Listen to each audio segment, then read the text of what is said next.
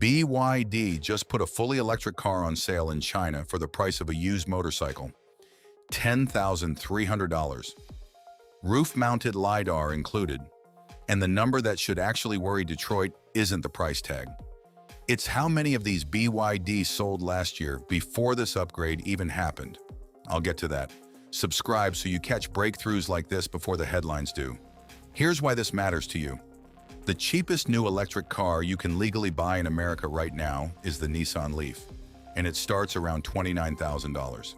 BYD just shipped a car with a laser sensor on the roof for a third of that price. Not a golf cart, not a concept. A car that already outsold almost every EV on Earth last year and just got smarter. To understand why this is landing like a grenade in the industry, you have to look at what this car actually replaced. The car is called the Seagull. In Europe, it's badged the Dolphin Surf. And in 2025, before any of the updates I'm about to show you, it was already BYD's best-selling pure electric model, with close to 450,000 units delivered in a single year. That made it the fifth best-selling EV on the entire planet. A city hatchback smaller than a Chevy Bolt, outselling cars 3 and 4 times its price. So what did BYD do with a car that was already winning? They didn't raise the price. They added tech that, until now, only showed up on cars costing 2 or 3 times as much. The base 2026 Seagull, the Vitality Edition, still starts at 69,900 yuan. That's about $10,300. Basic electric hatchback, 305 kilometers of range on the Chinese test cycle, roughly 190 miles, a modest 55 kilowatt motor.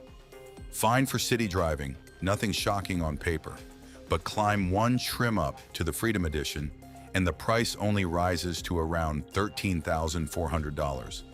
And that's where it gets interesting, because for that money, you now get something called God's Eye B. That's BYD's mid-tier driver assist system built around a roof-mounted LiDAR sensor, the same kind of hardware Western automakers reserve for their flagship models. It handles automated parking and navigation-assisted driving on both city streets and highways. Let that sit for a second. A sensor package that Mercedes and BMW treat as a luxury option is now standard adjacent on a car that costs less than a used Honda Civic. But here's the part I've been holding back, the number that actually explains why every competitor in China is panicking.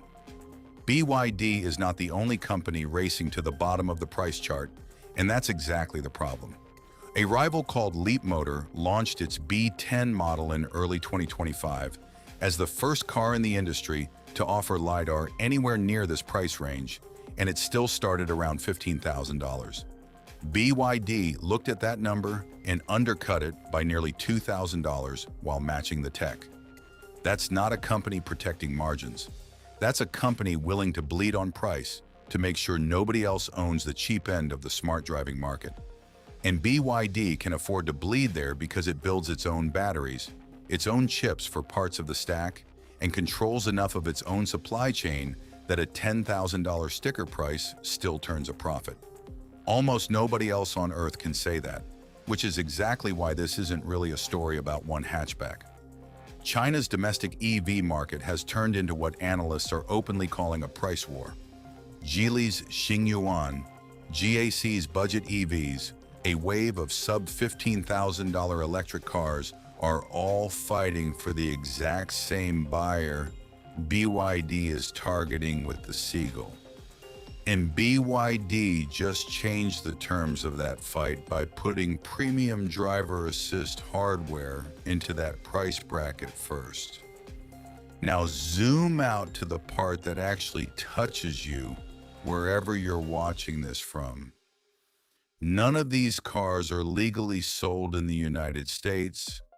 A 100% tariff on Chinese-made EVs stacked on top of existing duties keeps the Seagull out of American driveways completely.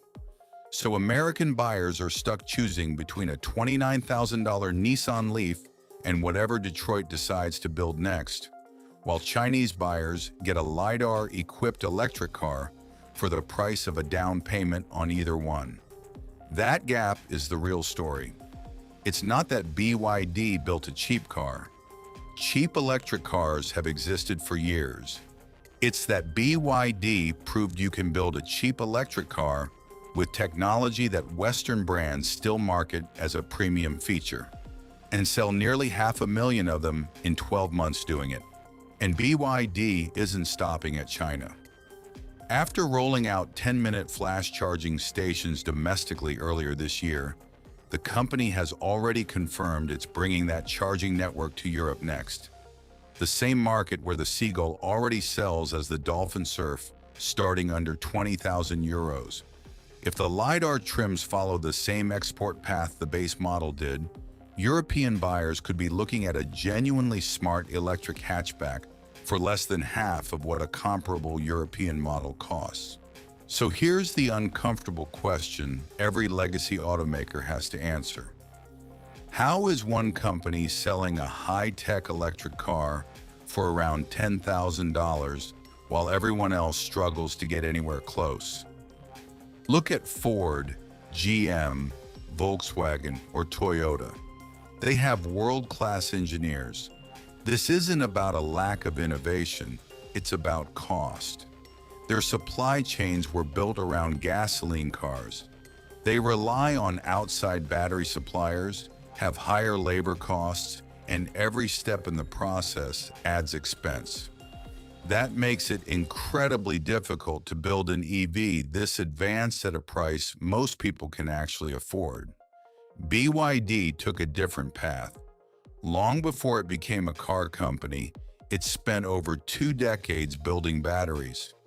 Today it designs and manufactures many of its own key components, giving it far more control over costs than most of its competitors. That's exactly why it can sell cars at prices that seem almost impossible. While governments debate tariffs and automakers promise future models, BYD is selling them today. A laser-guided electric car packed with technology for less than many people spend on a laptop. And nearly 500,000 buyers chose the previous version before this upgrade even arrived. The real competition isn't just about building the fastest EV anymore. It's about building one that millions of people can actually afford. Now you know about it before most people will. If you enjoyed this breakdown, hit the like button, share it with someone who thinks a $10,000 electric car sounds impossible, and subscribe for more. And let me know in the comments, if this car were legal to import tomorrow, would you actually buy one?